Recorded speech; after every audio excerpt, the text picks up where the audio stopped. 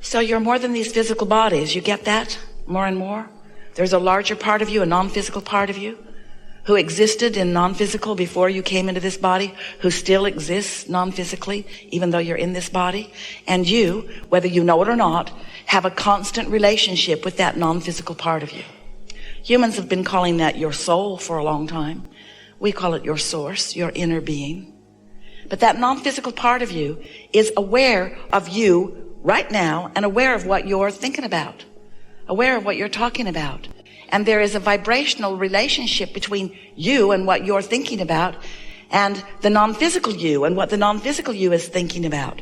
And those two perspectives, the relationship between those two perspectives is what makes up your emotion. So when you are in sync, in tune with your non-physical being, what happens is you feel the resonance of it in the form of positive emotion. But when you're not in sync with it, you feel the discord of it in the form of negative emotion. So as you understand that you have a relationship with this non-physical part of you, and you care about being aware of it, and you care about syncing up with it, now you care about utilizing your guidance system, and now you are well along the way to fulfilling everything that is important to you. Because your inner being knows where you stand in your physical becoming in relationship to everything that you want, everything that you have created through sifting and sorting, everything that you have vibrationally launched that has been gestating and becoming, and that will translate into a full-blown reality. All of that is known by your inner being. Your inner being knows where you are in relationship to the money you want, and knows the path of least resistance for you to receive the money that you want, and the relationship that you want, and the well-being of all manner that you want. Your inner being knows where it is and is guiding you continually, calling you through your path of least resistance. Now, that path of least resistance means through the path of your disbelieving, through the path of your not yet believing. Because when you believe it, there's no resistance, and it becomes. So if it's not becoming quickly and just the way you want it, is because you have beliefs along your physical path that stand as resistance. But that's all right, because your inner being knows what beliefs you hold that are in the way of what you want. So your inner being is calling you over and around and under and through those beliefs. Your inner being is calling you to what you want through or along your path of least resistance, along your path of resistance, calling you in the least resistant way along your path of resistance, calling you through all the disbeliefs that you have. So sometimes you'll be called right smack dab into the middle of a big old belief that you have that is keeping you from what you want, so that you can see how ridiculous that belief is in relationship to what you want. Your inner being to say, come over here and stand right in the middle of this and have lots of experience around it until you decide that's just unnecessary. Esther says it almost every day. Well, that's unnecessary. Well, that's completely unnecessary. And yet I've carried it around and coddled it and nurtured it with thoughts and ideas and examples for such a long time. And looky there, big old wad of resistance right there, right there. Didn't want to see it, but nice to know it's there. Now I can move around it. Or I can stop giving attention to it so that it will dissipate altogether. I can stop keeping it active in my mix, because you know how trails are. You keep moving along on your path, don't you? You ever hiked Muir Trail? You ever hiked some of the magnificent trails in this nation or otherwise? Some trails that go for miles and miles and miles and miles and miles. And have you noticed as you hike them or as you walk them? Esther likes the walking trails more now. The hiking trails, not as much, but the walking trails. But do you notice that the things you see along your trail don't keep coming with you?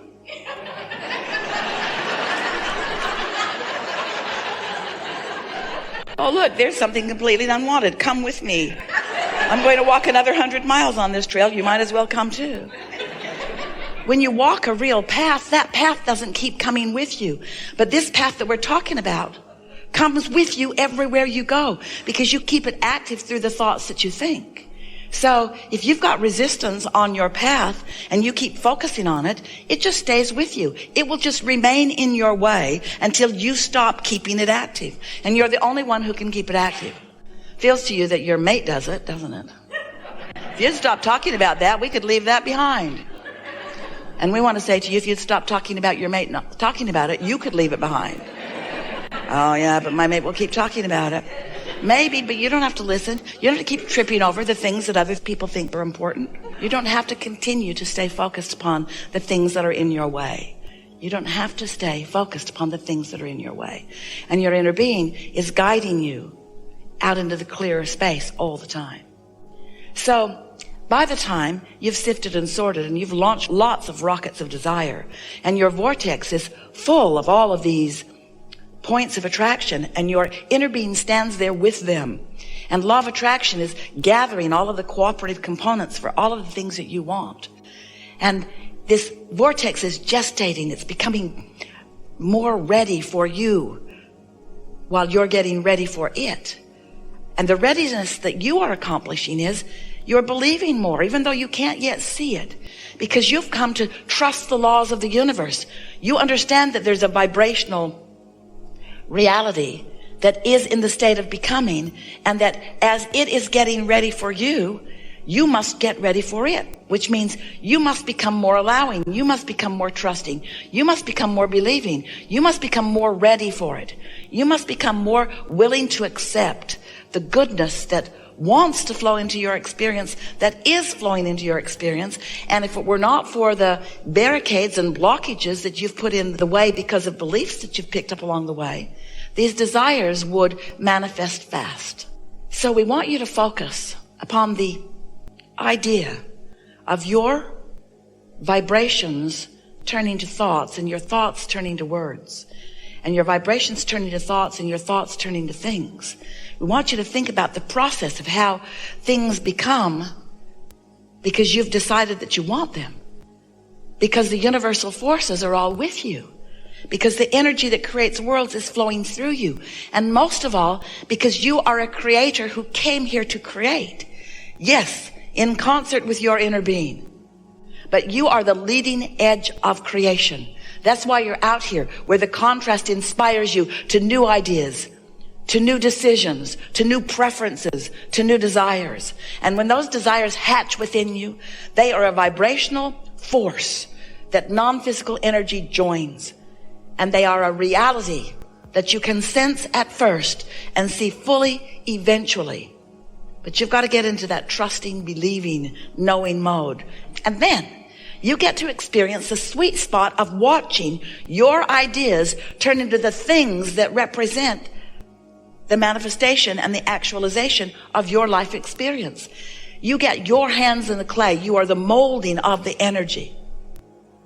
Notice how robust your economy is, and compare it mentally to what the economy was like 100 years ago, or 50 years ago, or even 10 years ago. Economy is burgeoning. The world is awash in abundance, in money. And yet there are no pipelines trucking it in from other planets. These are the resources that have always been here, that are actualizing because of the thoughts of those like you. So if you will accept that you've created so much, we would like you to see your vortex as we know it to be. And if you will care about the way you feel, so that you can get yourself into what we are calling the receptive mode, up there in those high frequencies, in the pure energy, where your ideas are moving freely and where your ideas are turning to the things of your life. But you must not block them with contradictory thought. You cannot want it, but. You must not argue for your limitations.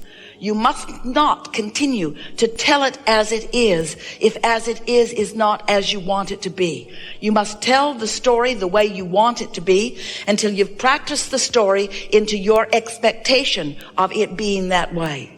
And when you believe it, when you expect it, when you know it, when your vibrational frequency is without resistance, then there is this smooth transfer from your vibrational reality into your mind, into your ideas, into your impulses, into your timing, into your right place, right time, into your hands-on, deliberate creating of your own life experience. Not one of you said, I'll go, but I want someone else to create it for me and I'll just inherit it. Not one of you said, I won't be good at it when I get there, so I'll just wait for others to create it and then I'll just take it away from them. Not one of you said, I will go forth into the physical experience and I won't be good at this, but I will just blunder into it. Every one of you said, I'll go into my body and I'll explore and I'll decide from my personal experience. And I'll launch rockets of desire, and I know that the non-physical broader part of me will tend it. And I know that by the natural laws of the universe, that what I've decided will become bigger and bigger and bigger while I am tuning into it until the next logical step for me is to receive an idea about it. And you know you do that all the time. When the idea of desire flows to you, you know that fresh feeling when you know you want something and it feels so good. You know that exhilarating, satisfying feeling when an idea comes. Ooh, that sounds so good, until you kill it with your doubt or your logic or with your habit of thought. But we know you know those feelings, and if you will focus upon what some would call the birthing of the idea, it's not the birthing of it. Well, you could call it that because you've put the components there and it has been gestating. And when the idea comes, you could call that the birth of it. But once it has come into your mind, then you must feel it as it felt when it first came. And then it will continue to delight you in all of its then becoming. We are eager to talk with you about anything that you want to talk about. This gathering is about you. It's about where you are now. It's about helping you find a little less resistance on your path. It's about helping you focus with more clarity upon what you want. And it's about you and us. Oh, a lot of us came. In fact, the larger part of you came with us. The room is full of eager energy, calling you toward a remembering of who you are. But even more than that, a taking thought beyond that which it has been before. Co-creating at its best. What do you want to talk about?